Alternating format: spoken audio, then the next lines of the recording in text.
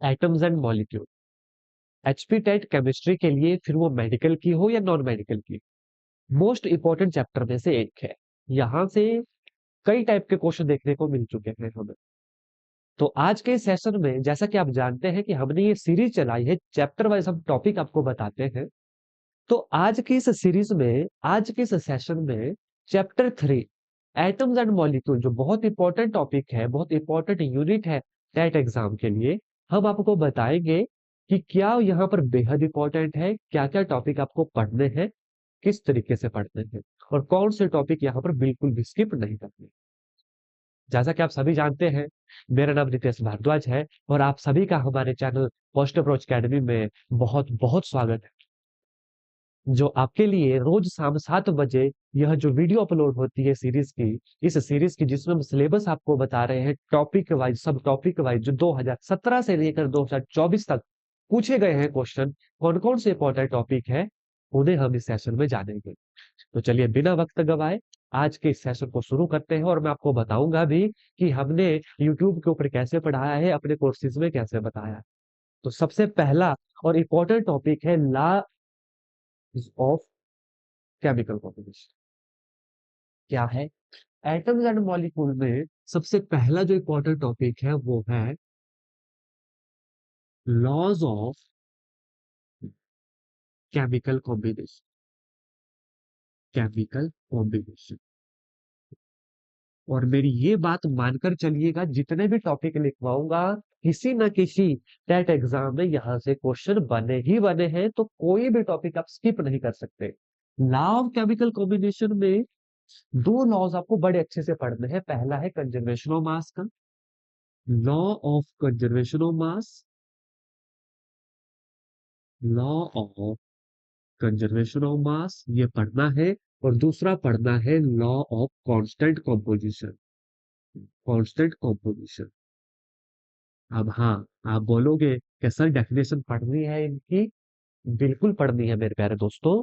Definition से भी देखा गया है टेट एग्जाम में कि लॉ वाले जितने भी क्वेश्चन हैं, डेफिनेशन से भी एग्जाम में क्वेश्चन बने हैं। यस, आप डेफिनेशन भी अगर इनके पढ़ लोगे तो कई बार एमसीक्यू प्रॉपर डेफिनेशन के ऊपर पूछा जाता है, स्टेटमेंट पूछी जाती है कि किस लॉ में कहा गया था, तो वो आपको एटलीस्ट पता होना चाहिए।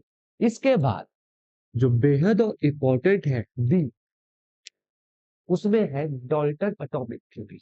बेहद इंपॉर्टेंट, यहां से क्वेश्चन बनता ही बनता है डाल्टन एटॉमिक थ्योरी का।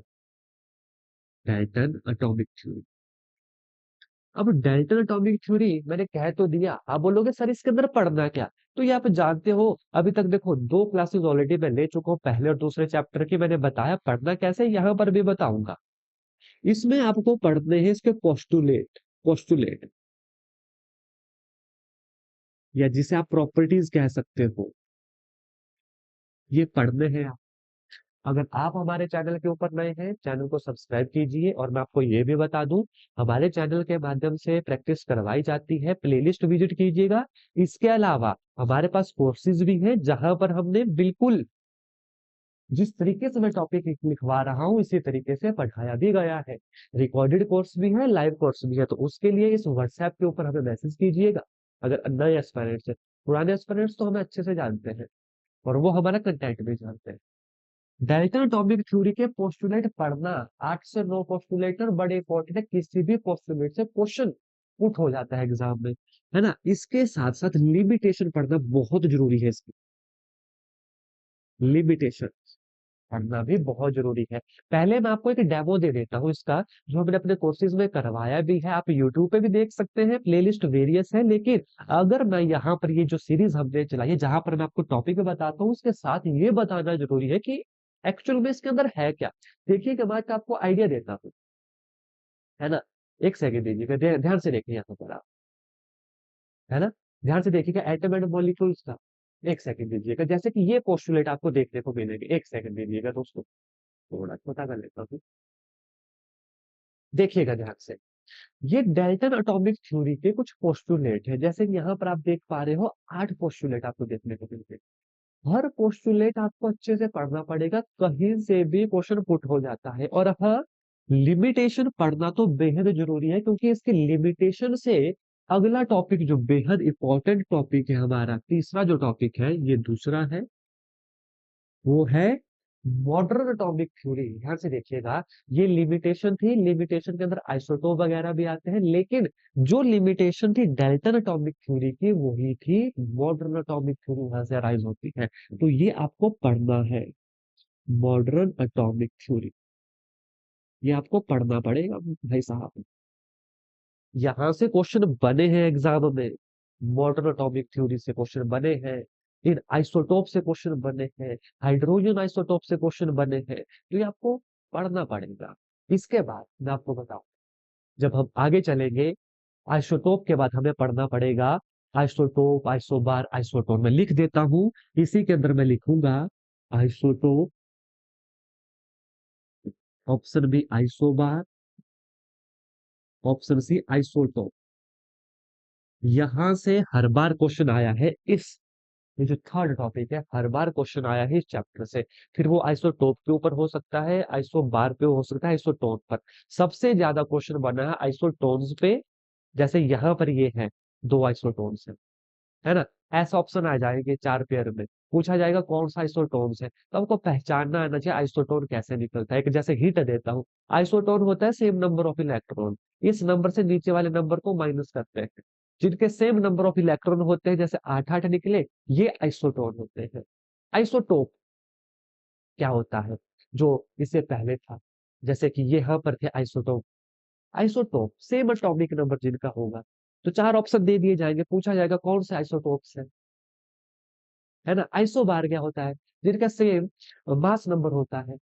आइसोबार वो होते हैं, जैसे देखो, same mass number, different atomic number, same mass number, different atomic number. तो ये सारी चीजें आपको डिस्कस करनी है, और ये जस्ट एक आइडिया दे रहा हूं मैं, कि हमने पढ़ाया किस तरीके से है। वैसे तो यूट्यूब के ऊपर क्लासेस है, फिर भी मैं बता रहा हूँ कि हमारे कोर्सेज में किस तरीके से पढ़ाया गया है। हर टॉपिक को देखो, एक्सप्लेन किया गया है एक से,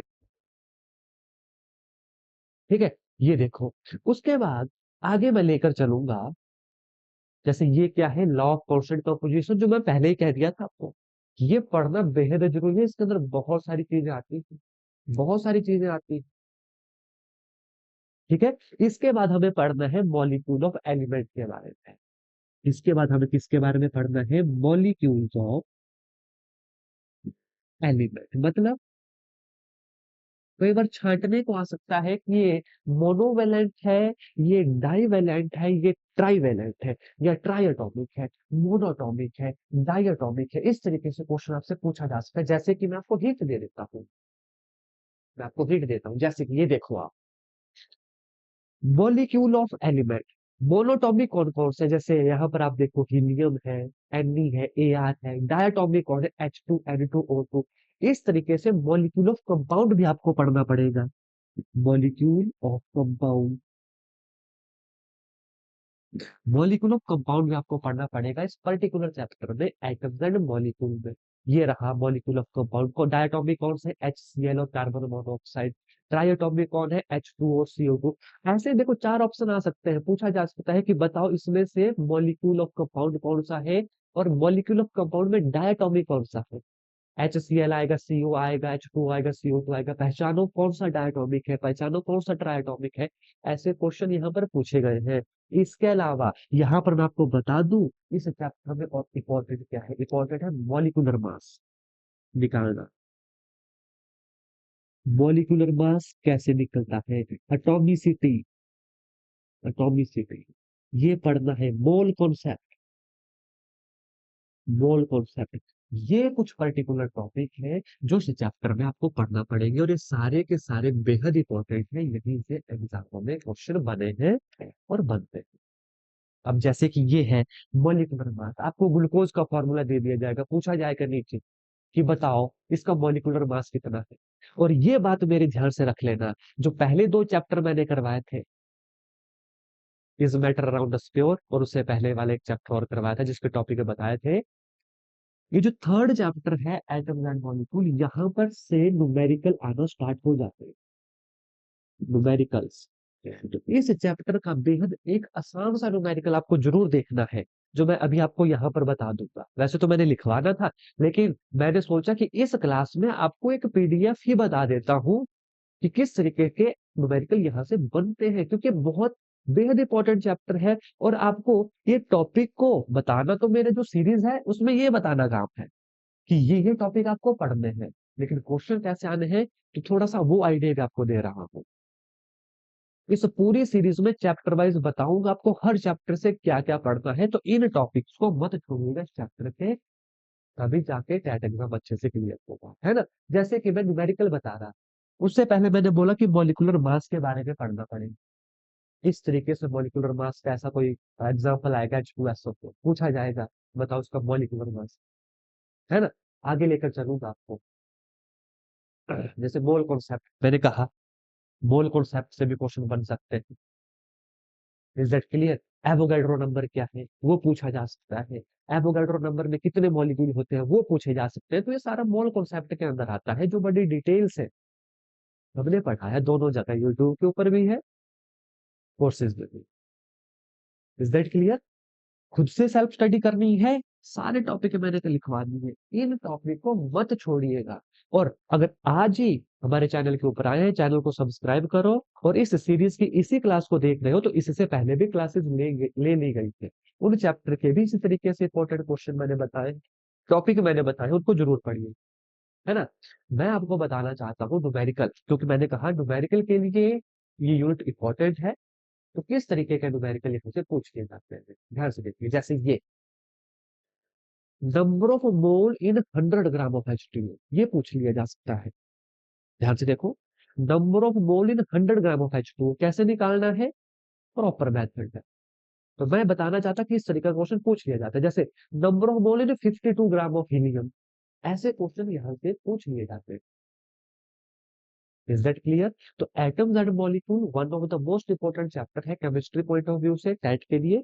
तो ये टॉपिक जरूर पढ़ना, किस तरीके से पढ़ना है वो भी हिंट मैंने आपको दे दी, बुक के अंदर ये सारी चीजें अवेलेबल है, तो अच्छे से।